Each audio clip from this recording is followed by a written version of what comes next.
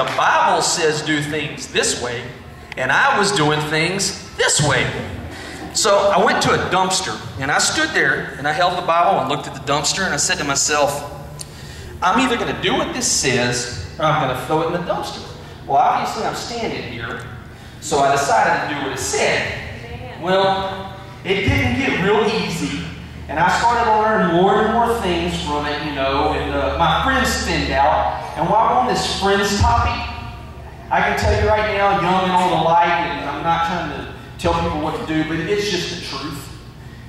My friends thinned out so much that I didn't have any friends anymore once I started following the Bible's ways. And it doesn't turn you into a nerd. It's just a matter of what people would rather be doing, not going, you know what, dude, I've been told that before. And I'm like, yeah, but now I'm changing. Because if you try to do what the Bible says, you start to get the rewards from what the Bible says. So as I changed, everything changed. Friends went, and it got kind of like to be kind of a lonely experience, I guess, as I was growing.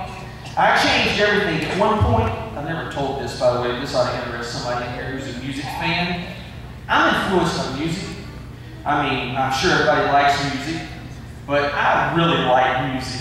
I mean, it's something I listen no matter what. If I'm digging a trench, I mean, if I'm trying to get in a tub, I like music. You know, I'm weird like that. I like music. So I take all my music, I'm at the car wash, and there's a big garbage can right next to me, and I'm like, well, if I really change, I gotta change everything. And that might be the case for somebody sitting here today. I don't know why I'm telling this part, because I've never added this to the story. I took every one of my CDs and stuck them in a bag, and I threw them right down in the big old garbage can, and I looked at them. And I was like, man, Lord, you better find me some heavy music or something. Because, I mean, I really challenged myself. Because I hated it. I hated the contemporary music. I hated it. That's the bottom line. That's horrible to be telling y'all, but I did not like it. Because it was like, Lord, Lord, you know, I'm like, no. I drove down the road after throwing these in a dumpster.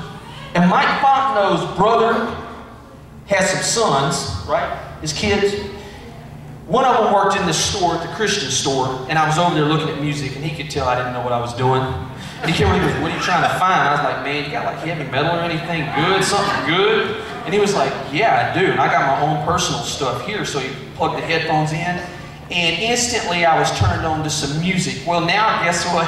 I've migrated all the way through the heavy metal, the rap stuff, and now I listen to the praise and worship that's on the radio, just like I told you I hated it first. Isn't that amazing how that works?